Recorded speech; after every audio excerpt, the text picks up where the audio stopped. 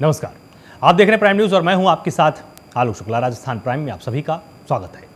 BJP के प्रदेश अध्यक्ष CP Joshi आज कोटा के दौरे पर रहे और शहर में प्रवेश करते ही सीपी जोशी को बीजेपी के अलग अलग गुटों ने जोरदार स्वागत के साथ शक्ति प्रदर्शन किया है।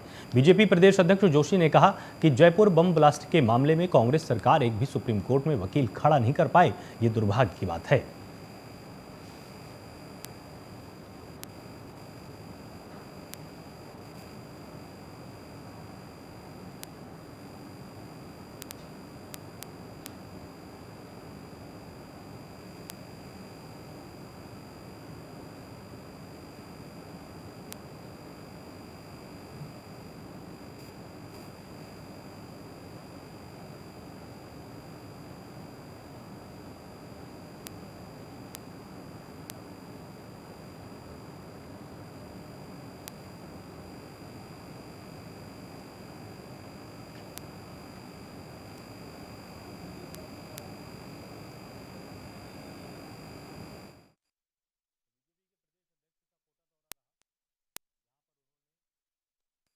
टिप्पणी की है कि कांग्रेस एक भी वकील खड़ा नहीं कर पाई, ये दुर्भाग्य की बात है। और साथ ही राहुल गांधी पर भी तंज कसा गया है।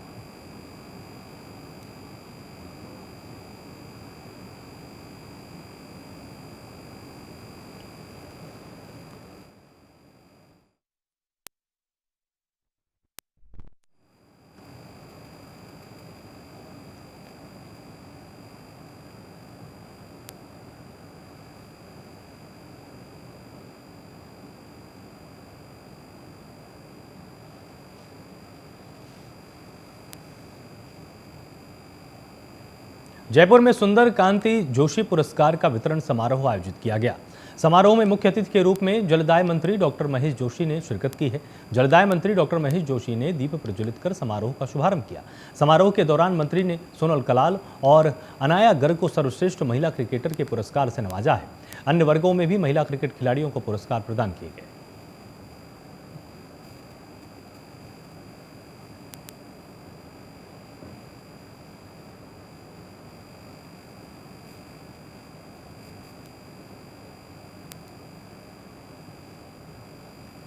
तो जयपुर में सुंदर कांति जोशी पुरस्कार का वितरण समारोह आयोजित किया गया।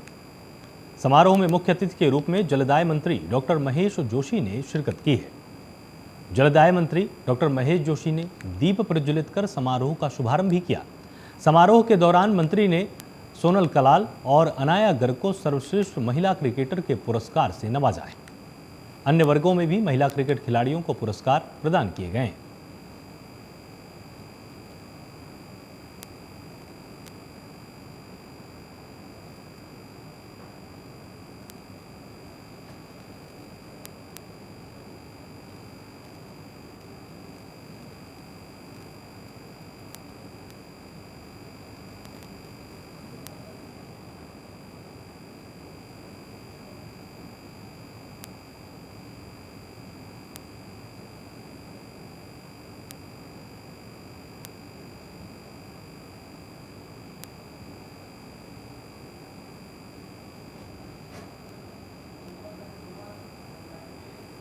और अधिक जानकारी अपडेट्स के लिए हमारे साथ संवाददाता सुमन यहां पर जुड़ी हुई हैं। तो आपसे जानना चाहेंगे कि जिस तरह से सुंदर कांति जोशी पुरस्कार वितरण समारोह का आयोजन किया गया था, क्या कुछ खास हुआ है इस पूरे कार्यक्रम में?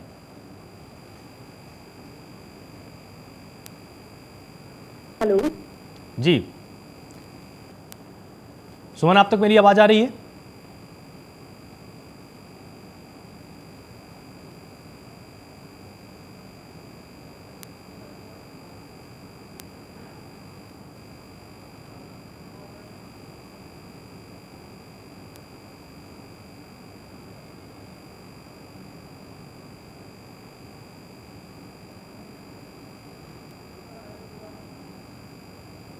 तो महिला क्रिकेट खिलाड़ियों को पुरस्कार वितरित किए गए हैं और सुंदर कांति जोशी पुरस्कार का वितरण समारोह था,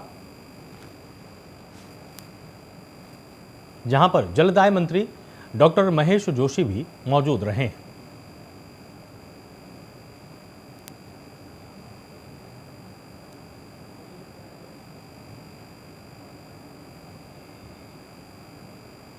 13 मई 2008 को जयपुर में हुए बम ब्लास्ट के आरोपियों को उच्च न्यायालय की ओर से बरी किए जाने के मामले में बीजेपी प्रदेश की कांग्रेस सरकार पर हमलावर है।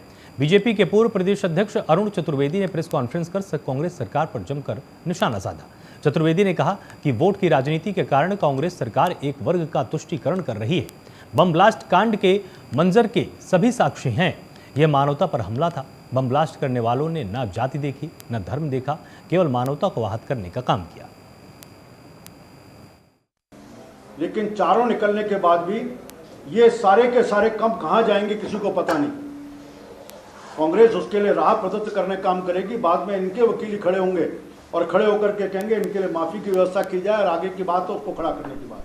आज हमारा एक ही मांग है कि राजस्थान सरकार ने जो लापरवाही की है उस लापरवाही के लिए आज डबल एजी को सैक करके अशोक गहलोत जी अपनी उंगली कटा करके ये सहजता दिखाने का काम कर रहे हैं कि हमने बहुत बड़ा काम कर दिया। इसमें केवल डबल एजी रिस्पॉन्सिबल नहीं है, डबल एजी सरकार के निर्देशों पर काम करते हैं। मैं एडवोकेट रहा हूँ, मैं जानता हूँ कि 48 पेशियों पर ऑफिसर इंचार्ज भी किस पेशी में आता है। ऑफिसर इंचार्ज अपनी रिपोर्ट भी देता है। रिपोर्ट में ये भी बताता है कि सीनियर एडवोकेट अपियर नहीं हो रहे हैं या सरकार का कोई वकील नहीं हो रहा। पूरी सरकार लगातार सोती रही। 48 के 48 पेशियों में ये विषय केस बढ़ता रहा।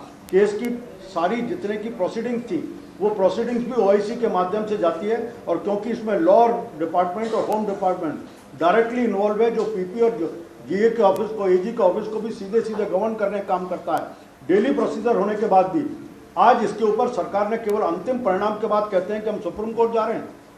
लेकिन अगर इस विषय की पहले से चिंता की होती, इस विषय के एक्सपर्ट को, सीनियर एडवोकेट को अपेयर किया जाता, तथ्यों को ठीक तरह से, इस तरह के मामले जो होते हैं वो केवल इन्वेस्टिगेशन के डायरेक्ट एविडेंस पर नहीं होते, सर्कमस्टेंशियल एविडेंस के बेस के ऊपर भी कड़ियों को जोड़ करके हम उस परिणाम तक पहुंचाने की बात होती है। ऐसे बहुत सारे मामले माने सर्वोच्च न्यायालय के भी विभिन्न न्यायालयों के मामले हैं। मैं लीगल विषय पर नहीं जाता, उन सर्वोच्च न्यायालय के मामलों की मैं उल्लेख नहीं करूंगा। लेकिन सरकार की लचर पैरवी, सरकार की लापरवाही, उस सब के कारण जो जयपुर आहत हुआ है उस विषय को लेकर के हमने ध्यानाकर्षित किया। और सरकार को अब मेरा आग्रह है कि मुख्यमंत्री जी इस विषय की स्वयं जिम्मेदारी लें। जिम्मेदारी लेते हुए पहली बात तो आपने सुप्रीम कोर्ट को अभी फैसला होने के बाद भी अभी तक सुप्रीम कोर्ट में अपील फाइल नहीं की। बिना विलंब के तुरंत करें, सारे तथ्यों को लें, सीनियर एडवोकेट के साथ जिम्मेदारी के साथ पैरवी करें। सारा जयपुर और कह सकता हूं कि सारा राजस्थान इस विषय के ऊपर आहत है।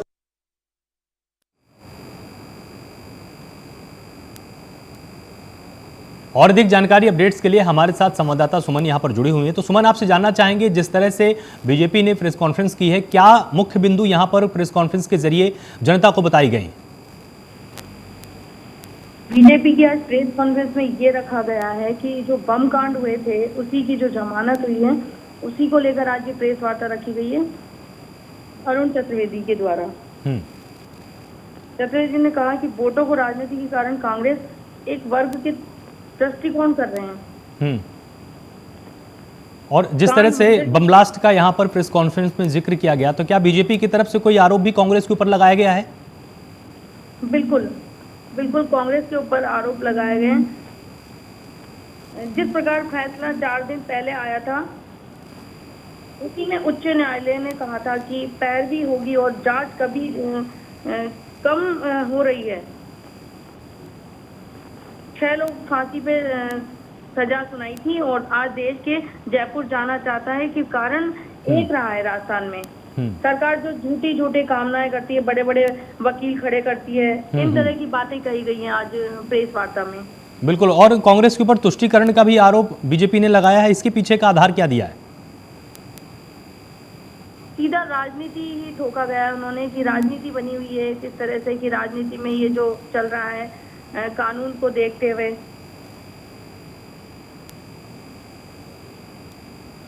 बहुत बहुत शुक्रिया मेरे साथ यहाँ पर जुड़ने के लिए और विस्तार से पूरी जानकारी देने के लिए।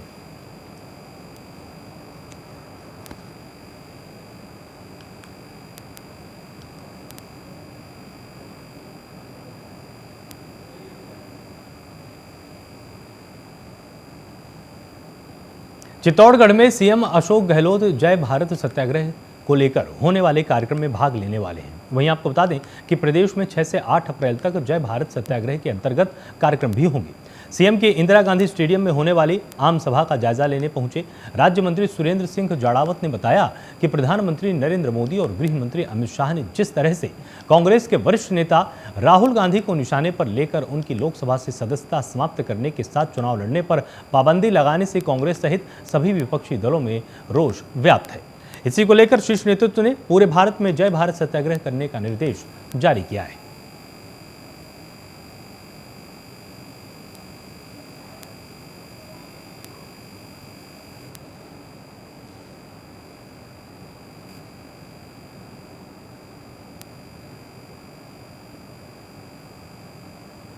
तो जय भारत सत्याग्रह में राजस्थान के मुख्यमंत्री भी शामिल होंगे।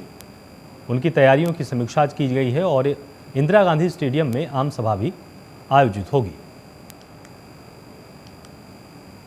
चित्तौड़गढ़ में सीएम अशोक गहलोत जय भारत सत्याग्रह को लेकर होने वाले कार्यक्रम में भाग लेने वाले हैं। वहीं आपको बता दें कि प्रदेश में 6 से 8 अप्रैल तक जय भारत सत्याग्रह के अंतर्गत कार्यक्रम भी होंगे। सीएम के इंदिरा गांधी स्टेडियम में होने वाली आम सभा का जायजा लेने के लिए पहुंचे राज्य मंत्री सुरेंद्र सिंह जाड़ावत ने बताया कि प्रधानमंत्री नरेंद्र मोदी और गृह मंत्री अमित शाह ने जिस तरह से कांग्रेस के वरिष्ठतम नेता राहुल गांधी को निशाने पर लेकर उनकी लोकसभा से सदस्यता समाप्त करने के साथ ही चुनाव लड़ने पर पाबंदी लगाने से कांग्रेस सहित तमाम विपक्षी दलों में रोष व्याप्त है। इसी को लेकर शीर्ष नेतृत्व ने पूरे भारत में जय भारत सत्याग्रह करने का निर्देश जारी किया है।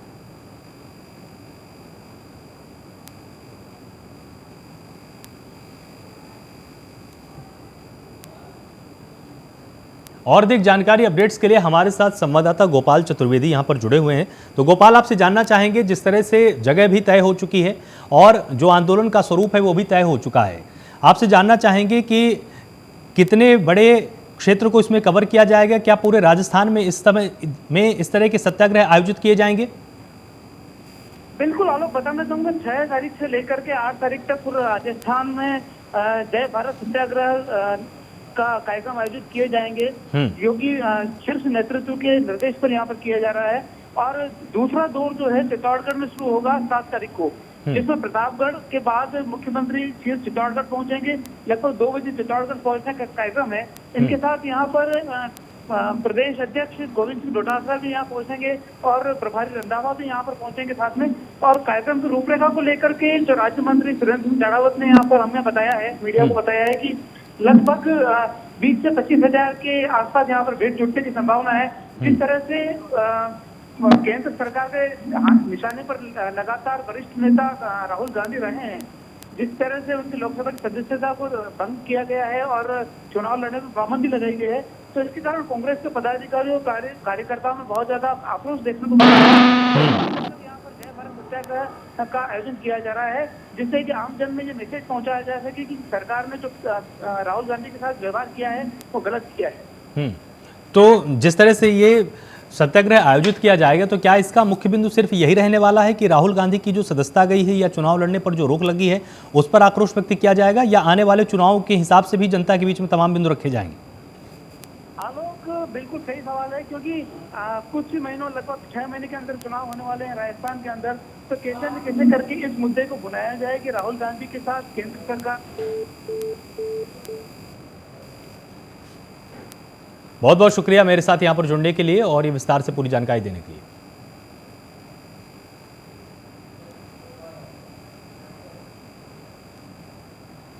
चित्तौड़गढ़ में श्री सकल जैन समाज की ओर से महावीर जयंती का पर्व हर्षोल्लास के साथ मनाया गया है।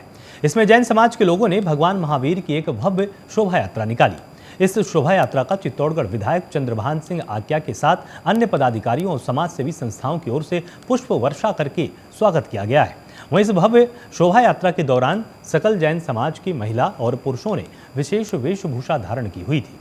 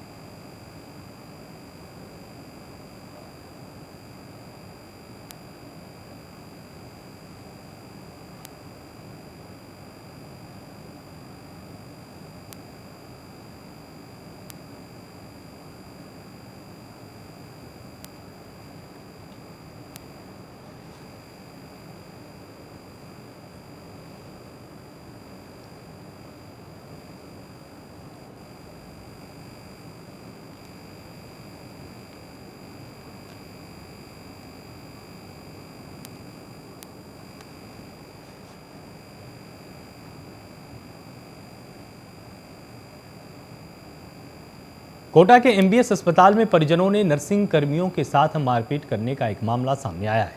आपको बता दें कि operation theatre in charge Bajrang Lal Meena के साथ मरीज को लेकर आए परिजनों ने मारपीट कर एमबीएस चौकी पर आक्रोशित परिजनों ने नर्सिंग कर्मी के साथ मारपीट करते हुए पुलिसकर्मियों के साथ भी गाली गलौज की है।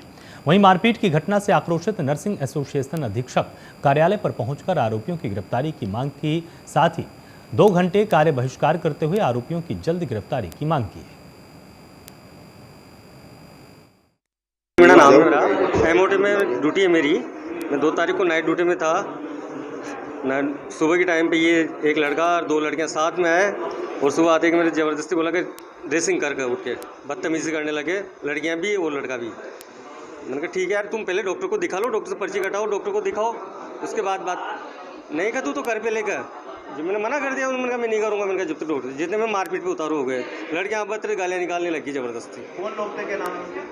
सर वो नाम तो शुभम नाम है, इतना सा जानता हूँ मैं केवल। हाँ, और हाँ, पैरों से मारे। मैं तो चौकी पे आ गया था वहाँ से निकल के। हाँ, ये देखिए, आँख पे, पेट पे, पैर में भी लगी हुई है। ये देखिए, ये मारा जो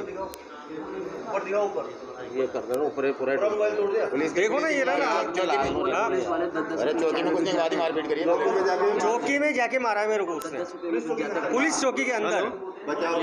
ये खड़े हुए थे पुलिस वाले बाहर, कुछ नहीं पकड़ रहे उसको, बस पुलिस वालों ने मदद नहीं की, कुछ भी नहीं की। मेरे को अंदर जब मारते तो पुलिस वाले क्या मदद करेंगे? पुलिस गेट पे लाते मारी है, फिर मेरे मारी है।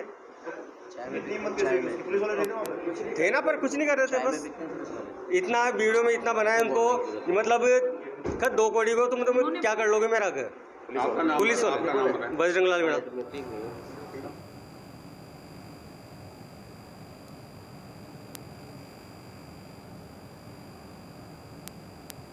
डूंगरपुर के सावला में पुलिस ने डीजल चोरी करने वाले गैंग का पर्दाफाश कर दिया है। गैंग का पर्दाफाश करते हुए पुलिस ने एक अभियुक्त को गिरफ्तार कर लिया है। वहीं पुलिस ने आगे की कार्रवाई भी शुरू कर दी है। तो 90 लीटर डीजल की चोरी कर ली गई थी, जिसमें अभियुक्त को गिरफ्तार किया गया है। नकबजनी की वारदातों का खुलासा करने के लिए श्रीमान एसपी साहब कुंदन सिंह कंवरिया, एडिशनल एसपी साहब सीओ साहब आसपुर के द्वारा त्वरित खुलासा करने हेतु डायरेक्शन प्राप्त हुए, जिस पर वन थाना अधिकारी के द्वारा थाना क्षेत्र में हुई डीजल चोरी का खुलासा करने बाबत टीम का गठन किया गया था, जिसमें टीम के द्वारा मुलजिम पंकज को गिरफ्तार किया गया, जिसमें उसने रिचा कस्बे में और रिचा पेट्रोल पंप पर चोरी को डीजल चोरी करना जुर्म स्वीकार किया। इसको गिरफ्तार करने के बाद में और गहनता से पूछताछ की गई तो उसने पुलिस थाना सावला और पुलिस थाना जल्लारा, पुलिस थाना आसपुर और पुलिस थाना दौड़ा क्षेत्र में भी डीजल चोरी करना कबूल किया है। आज उसको गिरफ्तार करके न्यायालय में पेश किया गया था, वहाँ से उसे पीसी रिमांड प्राप्त किया गया है। उससे और भी वारदातें खुलासा होने की संभावना है। साथ ही उसके अन्य साथी गणों की भी सरगर्मी से तलाश जारी है। डूंगरपुर जिले के दोवड़ा थाना क्षेत्र में कुछ दबंग युवकों ने एक युवक की धारदार हथियार से हत्या कर दी है। जानकारी के अनुसार बीती रात युवक अपने घर जा रहा था, तभी घात लगाए कुछ दबंग युवकों ने विक्रम पर धारदार हथियार और पत्थरों से हमला कर दिया और मौके से फरार हो गए। रास्ते से गुजर रहे लोगों ने विक्रम को घायल अवस्था में हॉस्पिटल पहुंचाया, जहां डॉक्टरों ने उसे मृत घोषित कर दिया। सूत्रों के अनुसार हत्या पुरानी रंजिश को लेकर हुई है। वहीं हत्या के बाद राजपूत समाज और करणी सेना के लोगों ने मोर्चरी में बड़ी संख्या में इकट्ठा होकर हमलावरों की गिरफ्तारी और मृतक के परिजनों को मुआवजा देने की मांग की है। पुलिस ने मामले की तफ्तीश कर आरोपियों को गिरफ्तार करने में जुट गई है। घटना कल शाम की है। विक्रम सिंह जी चुंडावत करके हैं, जो अपने यहाँ पे पातली गांव के रहने वाले हैं। गांव के बाहर एक किराया बना हुआ, उस किराए के पास वो घायल अवस्था में अपने परिजनों को मिले थे। कल ये 8-9 बजे के बीच की घटना है। इसके बाद परिजन उनको हॉस्पिटल डूंगरपुर लेके आए। डूंगरपुर हॉस्पिटल में इलाज के दौरान उनकी डेथ हो गई। तो बताया जा रहा है कि इसके अंदर परिजन और भी बता रहे हैं कि करीब 10-12 लोग हैं जिन्होंने उनके साथ मारपीट की थी। हमारी पुलिस की टीमें रवाना कर दी गई, राउंड अप किया जा रहा है। अभी कोई एप्लीकेशन आई नहीं है, जैसे एप्लीकेशन आएगी तो उसके हिसाब से कार्रवाई की जाएगी। 12वें महावीर जयंती पर श्री 1008 महावीर भगवान की शोभा यात्रा बड़े ही धूमधाम से निकाली गई है। इसमें जैन समाज की महिला पुरुषों ने भगवान महावीर के जयकारे लगाते हुए हिस्सा लिया। वहीं शोभा यात्रा में कई मनमोहक झांकियां भी निकाली गई हैं। शोभा यात्रा शहर के शाहाबाद रोड जैन जोड़ला मंदिर से गाजे बाजे के साथ शुरू हुई। शहरवासियों द्वारा जगह जगह पुष्प वर्षा कर शोभा यात्रा का भव्य स्वागत भी किया गया। इसके साथ ही कई घुड़सवार भी इसमें शामिल हुए। वहीं महिलाएं साफा बांधकर शोभा यात्रा में शामिल हुई हैं। समाज के जिलाध्यक्ष अशोक सेठी ने बताया कि हर साल महावीर जयंती पर 1008 श्री महावीर भगवान की शोभा यात्रा निकाली जाती है। इस बार इसमें झांकियां भी शामिल की गई थी। शोभा यात्रा शहर के प्रमुख मार्गों से भ्रमण के बाद वापस जैन जोड़ला मंदिर पहुंचेगी। हर वर्ष 1008 श्री महावीर भगवान का जन्म कल्याणक बारा शहर के सभी जैन समाज के बंधु बड़ी धूमधाम से मनाते हैं। इस वर्ष हमने विशेष रूप से झांकियों का प्रावधान किया है और जुलूस की भव्यता बढ़ाई है। ये कहाँ से कहाँ तक निकले? ये जैन जोड़ला मंदिर से सदर बाजार, प्रताप चौक सदर बाजार होते हुए वापस जैन जोड़ला मंदिर के प्रशांत सभागार में पहुँचेगा। वहाँ श्री जी का अभिषेक संपन्न होगा। तत्पश्चात सभी समाज बंधुओं का वात्सल्य बोध कार्यक्रम संपन्न होगा। महावीर जयंती के अवसर पर समग्र जैन समाज ने भव्य प्रभात फेरी निकाली है। इसमें स्कूली बच्चे, महिलाएं, पुरुष हजारों की संख्या में इकट्ठा होकर रैली को ऐतिहासिक बना चुके हैं। वहीं गाजे बाजे के साथ निकाली गई प्रभात फेरी का शहर में जगह जगह जैन समाज के द्वारा भव्य अभिनंदन भी किया गया। वहीं 13 पंथ संघ की विदुषी साध्वी शासन राजमती ने कहा कि मनुष्य को इच्छाएं घटानी चाहिए। भगवान महावीर ने कहा कि इच्छाएं घटाने से शांति अपने आप आती है।